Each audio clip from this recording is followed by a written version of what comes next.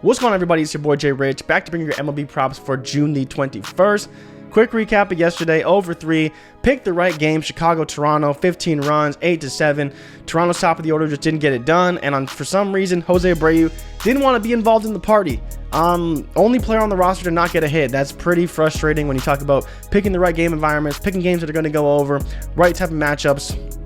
Just didn't come through for us. And then Paul Goldschmidt, my goodness. Corbin Burns for 7, Devin Williams and his airbenders, and then Josh Hader to close it out. Literally the best possible pitching lineup you could throw it if you're the Milwaukee Brewers.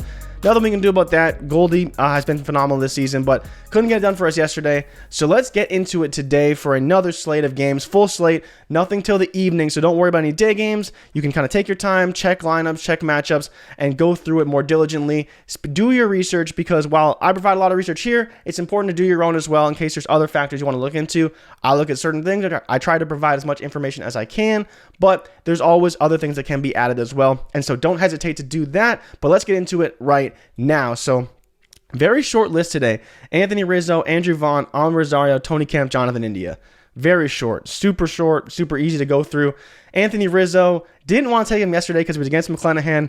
Dude hit a bomb. So, I mean, what are you going to do? Rizzo stays hot. And that's why I'm in the Flames today against Josh Fleming. Much better matchup, much better overall place for Rizzo. I mean, we saw what McClanahan did yesterday. It's just, you can take the risk, but we saw what happened with Paul Goldschmidt against Corbin Burns. This is what happens when you get ace on the mound. You don't know whether you can trust these guys or not, and sometimes it's just not their night. We saw Stanton and Judge get K'd a ton, but Rizzo stayed hot yesterday, and that's why I like him again today. You see his PRIZEPICKS line is only 7.5. He has no history against Josh Fleming, but overall still a great spot for Rizzo. We know he's going to bat behind Judge, bat ahead of Stanton, so lots of run and RBI opportunities for a guy who's getting on base quite a bit, over a hit per game, 2.5 total bases per game. Lots of things to like here with Anthony Rizzo. And let's get into Andrew Vaughn. Andrew Vaughn had another phenomenal game yesterday. He is on fire right now. You can see he's averaging over 1.5 hits per game and averaging 13 fantasy points over his last 7 days, 9.58 over his last 14. He's really in the beginning of that big ascension as overall. And then he's up against Kevin Gausman. Kevin Gausman's been god-awful. I don't think there's any other way to put it. He hasn't gone more than 4 innings in 2 of his last 3 starts. He got beat up by Baltimore last time. He had, an okay, pretty good start against Detroit. But again, it's Detroit, so we don't expect a whole lot of that. He was okay against Minnesota. It's just, we don't know which Gausman's going to show up, and overall, he just hasn't been playing very well. People are not swinging at his pitches right now. When he throws off speed, they're not taking it. They're waiting for him to throw a fastball, and they're just hammering it over and over and over. And that's been his biggest problem. And we saw that yesterday with Jose Barrios. The Chicago White Sox were just sitting on his fastball. He kept throwing the 2-seamer inside to right-handed hitters, and they just kept crushing it. Vaughn was a big part of that. I really like him today. I think he's got a great shot to go over. Only a total of 6, so it's not that bad at all. Batting behind him will be Luis Robert, who hit a home run yesterday. There's a lot of good things to like, and like I talked about, Jose Abreu. So there's a lot of things to like for Vaughn. They do have Tim Anderson back. He finally played his first game, so he will be batting ahead of Vaughn. So there is even some RBI opportunities as well if Anderson can't get on base. Vaughn's in a great spot. He's been super hot, and I really like him in this matchup. I would definitely be playing him as a core play.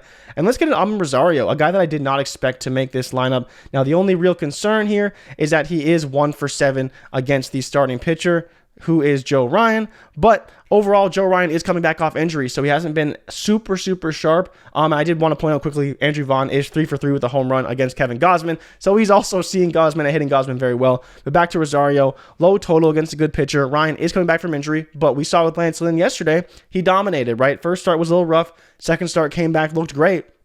So we don't want to go all in on Rosario, but he's getting a ton of hits. He's getting the bases. Part of that is a little inflated from the series in Colorado, but he is playing well. He's scoring a lot of runs, so I do like Rosario, but I think I would stick with Rizzo and Vaughn as my core, and then the guy I would probably put in there is Jonathan India. As much as I like India, and I think he's a great hitter, he's basically averaging about half a hit per game, less than 1 total base per game, 0 runs in his last 14 days, and 0.4 RBIs in his last 14 days. There's not a whole lot to like here with Jonathan India. You see he's projected for 6.5. I just can't get on board, man. I don't think I want to go there. Up against Gonsolin, who's been literally one of the best pitchers in all of baseball this season. You see his pitch factor of 0.59. They are in Cincinnati, which is a good thing, but Gonsolin has been so good this season. There's just no real reason to fade him. You see the fastball edge is still -3, which is very, very low. Even the sinking fastball is just, there's a lot of things to really like from Gonsolin, and I just would not be all in on India. I think the total's too high. If you wanted to, you could go after more Cincinnati Reds, but India was the one that really stood out to me and the guy that I'd be targeting. And then the last guy is Tony Kemp. He's a little bit better, has a little bit more of a history against Marco Gonzalez, hitting .385 with 2 RBIs. So I wouldn't want to go all in there, but again, 6.5, a little rich for my blood, but Gonzalez faded him last week, pitched really well, so he is coming off a good start, but overall, he hasn't been the best pitcher, a little inconsistent for Seattle, so I'm not all in there, and they are playing in Oakland, which is more of a pitcher's park, so that is good as well, but overall, I think I would be playing Rizzo and Vaughn for sure. If you want to flex in Rosario, I'd be willing to, and then India is another guy I think that you could definitely put in some of your lineups as an underplay. He's just too high, projected for only 3 points. He's basically projected to get a hit, maybe a walk. He could definitely go over, but remember, he needs to get, a hit, a run plus. He needs to get a hit and an RBI plus, a walk and an RBI plus. He needs to steal a base. Like, there's a lot of things that you need to get right to go to 6.5. Dodgers are just so good. There's just no way I believe that this game will be even close. Gonsolin will probably pitch another gem, and I love this matchup overall. Dodgers are like -190 on the road on the money line. There's lots to like with the Dodgers today, and Gonsolin, like I said, has been one of the best pitchers in the majors overall, so I'm definitely willing to lean on that. And quickly into the weather report. Figured I'd show this to you guys since we're here. In Minnesota, the winds are blowing out to center, 50 miles an hour, and then for the White Sox, winds are blowing out to left, which is advantageous for all right-handed hitters, which is pretty much the entire lineup for both teams. Toronto is super right-handed, especially from a power perspective, and the same goes for the Chicago White Sox.